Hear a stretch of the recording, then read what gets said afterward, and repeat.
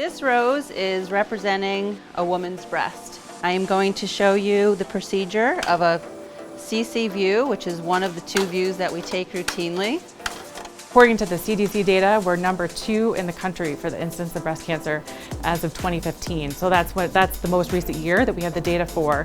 And we've been in the top 5 for at least a decade. So it's an extremely common disease in Connecticut specifically. So I really want women watching to go get their mammogram.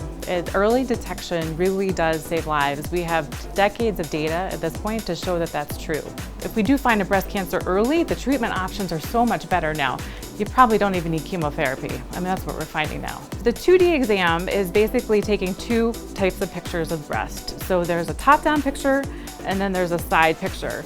A 3D picture, actually, there's an arc that swings around the breast and then there's a reconstruction process that happens. So we're able to kind of look inside the breast tissue.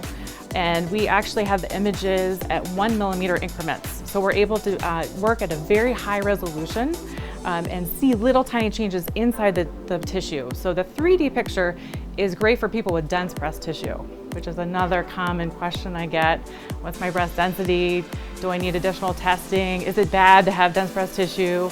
And it's not bad, it's how you're born, but this 3D test might really help the radiologist read your mammogram more accurately. And we know from 3D mammograms and data, we're 40% better at finding breast cancers. We're actually able to be much more confident as a radiologist with a 3D test.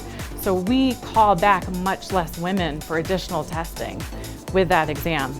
Papers have shown between 15 and 40% reduction in the number of women that have to come back. So we were able just to say from the get-go, your exam was fine, everything's normal, which is obviously better. Some women may not know what their risk status is. So I think the best thing is to, first of all, assume that you're a normal risk, just a regular person.